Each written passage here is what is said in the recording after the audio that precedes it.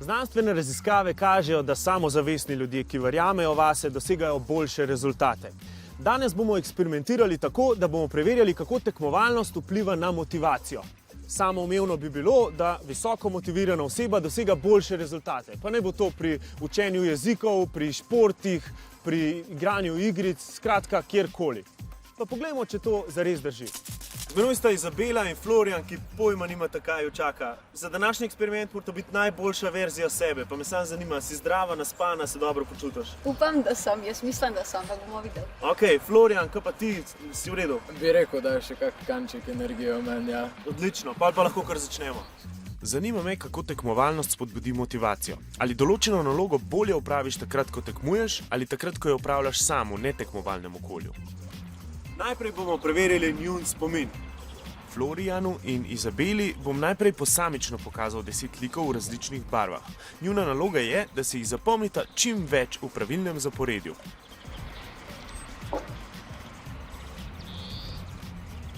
Zdaj pa bi te prosil, če mi poveš, kakšen je bil zaporedje. Ok, številka 1, Ja? moder krog, številka 2, rdeč trikotnik. Zelena puščica, rjava zvezda, rdeč plus črno srce. Florijan, zapomnil si 1, 2, 3, 4, 5, 6, 7 likov. 8 od 10 ti priznam. Tako da čestitke, dosegla si dober rezultat. Počutil sem se kognitivno pognano v razmišljanju. Vizualno sem si priklicala nazaj, kaj je sledilo. A si bila kaj pod stresom? Mal, ja, mal. Pravzaprav ne, mi je bilo tek kar v zabavo. In še zadnji del preizkusa. Zdaj sem vaju postavil skupaj, da vam povem, da tekmujeta. Pokazal sem jima 10 likov v drugačnem zaporedju kot prej. Zanima me, če jo bo tekmovalno okolje motiviralo, da si zapomnita več likov naenkrat. Zdaj bi prosil, če v roko vzamete telefon in napišete rezultat. Florijan je 7, Izabela pa 9. Ok, kako si se počutila v prvem delu tekmovanja, ko si bila sama in zdaj, ko si imela zraven Florijan? Zdaj sem bila se vzela malo bolj pod stresom, ker sem tako, ok, zdaj moram njega izpomagati. Meni, ko recimo kakšna tekmovanja pišem, mi pomaga, da imam občutek, da je še ful ljudi, ki isto piše. Je neka druga mentalnost tola, ne. Malo bolj se hočeš potruditi in zmozgati še tisti ekstra trud poveč. Znanstvene raziskave sicer kažejo, da pri nalogah, pri katerih se zanašamo na naš spomin in naše mentalne sposobnosti, tekmovalnost ne vpliva najbolje na rezultate. Zatorej lahko trdimo, da bomo skozi tekmovanje neko osebo težje motivirali. Tako okolje namreč sproži anksioznost in pa posledično slabšo zbranost.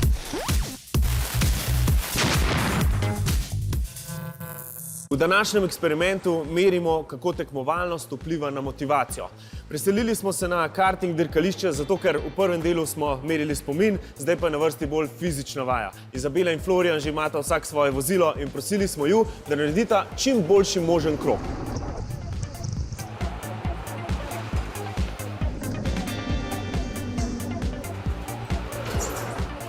Pri samostojnih vožnjah je Florijan za en krog potreboval več kot 36 sekund. Izabela pa 29,9. Izabela, za začetek me zanima, če si že kdaj vozila gokart. Ja, sem ene parkrat. In kako je bilo, ti je šlo? Jaz mislim, da mi je šlo dobro. Kako pa ti šlo zdajle po prvi vožnji? Ja, meni se zdi, da kar v redu, moram se še malo sprostiti. V resnici še nikoli nisem imel go-kart izkušnja, danes je bilo nekako prvič. Počutil sem se bolj tako neka taka reva, tek sprva, ko sem se usedel v go-kart, ampak s časoma sem napredoval in malo hitrost vklopil. Ok, Izabela in Florijan, zdaj pa na vrsti tekma. Vajina naloga je, da premagata ta drugega oziroma da sta čim manj za njim. Sta pripravljena? Ok, super, pa kar gremo.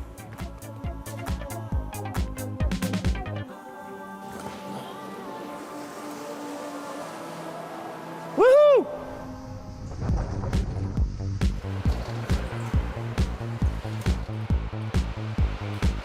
Študije kažejo na to, da tekmovalnost lahko pozitivno vpliva na motivacijo pri nalogah, ki zahtevajo fizično aktivnost. V našem primeru je Florian rezultat izboljšal za kar 7 sekund, bolj izkušena Izabela pa za 2 desetinki. Rezultat je torej potrdil hipotezo.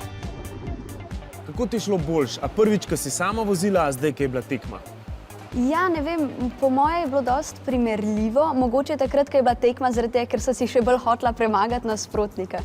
Se pravi, pomaga, da si imela zraven nekoga proti. Ja, meni po moje pomaga, da je malo adrenalina, pa da te nekdo nekako prisili, da si še boljši. V bistvu v netekmovalnem okolju bi rekel, da sem se počutil tako bolj sproščeno, tako da je bolj igra. Ko je pa prišlo do tekmovanja, je pa druga scena, bolj tisti bojeviti tekmovalni duh se sproži v človeku. Ali je tvoj rezultat zdaj drugič boljši zato, ker si tekmoval, ali samo zato, ker si se bolj naučil voziti? Kaj misliš? Lahko bi rekel, da je bila kombinacija obojega. Se pravi, tekmovalno okolje, a v tebi sproži nek stres ali v bistvu te sprosti? Ne, malo me postavi pod stres, ampak mene to še bolj žene, da sem še boljša, ker se še bolj hočem dokazati. Izboljša moj performance, če bi tako lahko temu rekel. Oči me gledajo in to mi da nek tak poseben občutek, ki me vleče do tega, da bi se potrudil. Za konec je nujno treba še povedati, da 2 osebi še zdaleč nista dovolj za neke relevantne rezultate eksperimenta. Zato smo se mi zanašali na študije, ki so uporabile vsaj 130 kandidatov in z njimi primerjali svoje rezultate.